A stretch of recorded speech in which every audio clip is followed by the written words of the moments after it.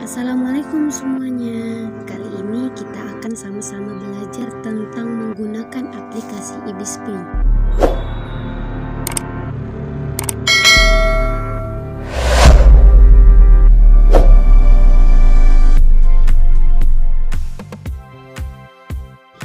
Pertama, kita harus mendownload terlebih dahulu aplikasinya melalui Play Store. Jika sudah selesai mendownload, maka langsung saja klik buka. Setelah itu, ini merupakan tampilan awal dari aplikasi ibispaint. Klik galeri saya. Tanda plus atau tanda tambah. Tentukan ukuran kertasnya. Saya pakai ukuran 1600 dikali 900. Klik import gambar.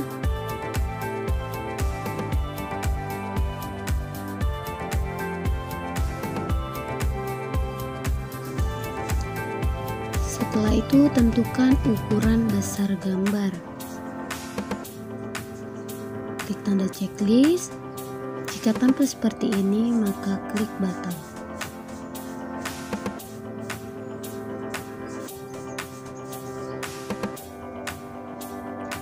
Pindah ke layer kedua yang ada di bawah.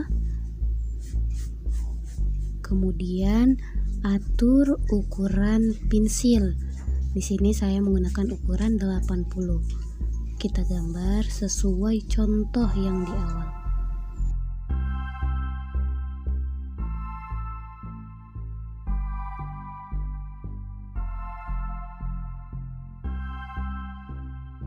Setelah selesai, pilih warna.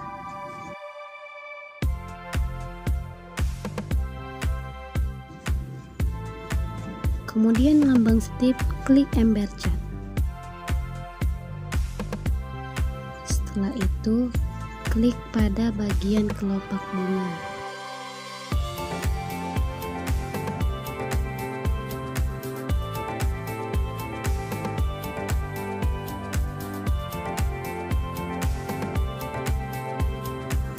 Pilih warna hijau untuk warna daun.